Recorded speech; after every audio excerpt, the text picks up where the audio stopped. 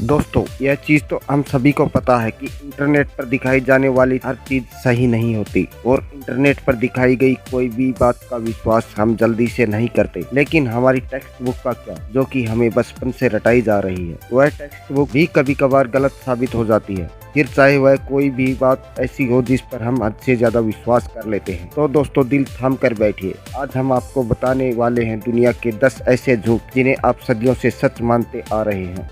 दोस्तों, इसी में अगर बात आई पिरामिड की, तो हम आपसे पूछते हैं कि इजिप्ट में बनाया गया पिरामिड किसने बनाया था? तो आपका जवाब यही होगा कि इजिप्ट में रहने वाले मजदूरों ने बहुत ही मेहनत के साथ इसे बनाया था। लेकिन दोस्तों, यह भ्रम आपका झूठा है। असल में इस पिरामिड को बनाने वाले आधे से ज़्यादा लोग मजदूर थे ही नहीं।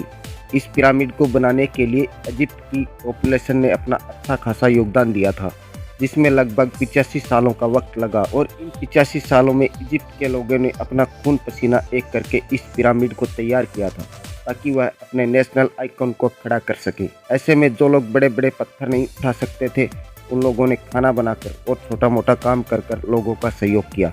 इसके अंदर हर इंसान ने अपनी लेवल का काम किया और इसको तैयार किया।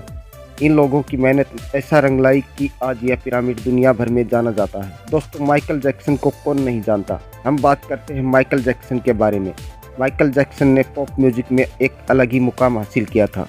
माइकल जैक्सन सिंगर के साथ साथ एक बेहतरीन डांसर भी थे। इनके डांस का जो स्टाइल था वह लोगों के अंदर बहुत ही ज़्यादा फेमस हुआ और माइकल जैक्सन का डांस का जो मूनवॉक था वह बहुत ही पॉपुलर था। और आपको यह जानकर हैरानी भी होगी कि यह मूनवॉक का स्टेप था, यह सबसे पहले माइकल जैक्सन ने नहीं किया, बल्कि उनसे पहले भी कई लोगों ने यह स्टेप कर लिया था। लेकिन लोगों का अभी भी यही मानना है कि यह स्टेप सबसे पहले माइकल जैक्सन ने किया था। दोस्तों, अब आप एक और सिर घुमा देने वाली बात सुनिए। आपने कार्बन डेटिंग का नाम तो सुना ही होगा। दोस्तों, यह एक ऐसा मेथड है जिसके अंदर एटमॉस्फेयर में कार्बन डाइऑक्साइड के चेंज होने पर चीज़ों के असली उम्र बताई जा सकती है। ऐसे में ऑर्थोलॉजिस्ट कार्बन डाइऑक्साइड का इस्तेमाल करके यह पता लगाते हैं कि उनके द्वारा खोजी गई चीज़ें कितनी पुरानी है। इसलिए जिन भी चीज़ों की जानकारी हम देते हैं उनकी उम्र कार्बन डेटिंग से ही पता होती है। तो जिस प्रोफेसर ने कार्बन डेटिंग का पता लगाया था और इस काम के लिए उन्हें नोबेल पुरस्कार भी दिया गया था। लेकिन दोस्तों, हम आपको बता दें कि कार्बन डेटिंग के द्वारा किसी भी चीज़ की असली उम्र का अंदाज़ा लगाना बिल्कुल ही गलत है, क्योंकि हर जगह का वातावरण अलग अलग होता है। दोस्तों, आप इसी बात से अंदाज़ा लगा लीजिए कि जैसे कि दो प्लांट हो, एक तो भारत में हो और एक अमेरिका में, तो दोनों के टेम्परेचर में आपको फर्क मिलेगा। इसलिए दोनों की उम्र का पता लगाना बिल्कुल ही मुश्किल है। चलिए दोस्तों, अब आपको नेस्ट मोनास्टर की फोटो स्टोरी के बारे में बताते हैं। जी हाँ दोस्तों, नेस्ट मोनास्टर की फोटो को न्यूज़पेपर में दिखाकर लोगों को पागल बनाने में कसर नहीं छोड़ी थी और कई लोगों ने तो यह विश्वास भी कर लिया था कि सालों पहले गायब हुआ यह एक क्रिएचर वापस आ गया है। ऐसे में लॉक नेस को स्कॉटलैंड में देखे जाने की बात कही गई थी। इस तस्वीर को सबसे पहले रॉबर्ट टेनेट विल्सन ने 1934 में लोगों के सामने रखा और करीब 60 सालों तक इनकी ली गई इस तस्वीर को सच्चा समझा जा रहा था। लेकिन दोस्तों, आपको बता दें कि झूठ ज्यादा दिन नहीं चलता। लेकिन 1994 में यह सच लोगों के सामने आ गया कि यह तस्वीर एक टॉय सबमरीन थी, जिसे पानी में इस तरह से डाला गया कि वह तस्वीर की तरह दिखाई दे। ऐसा एक न्यूज़पेपर के जर्नलिस्ट ने किया था ताकि वह अपने न्यूज़पेपर से बदला ले सके, क्योंकि न्यूज़पेपर वालों ने लॉक नेस मोनास्टर के बारे में छपने को लेकर उनसे कुछ बातें सुना दी थी। इसलिए उन्होंने ऐसी कहानी रची कि दुनिया 7 सालों तक उनके सच को पहचान ही नहीं पाई।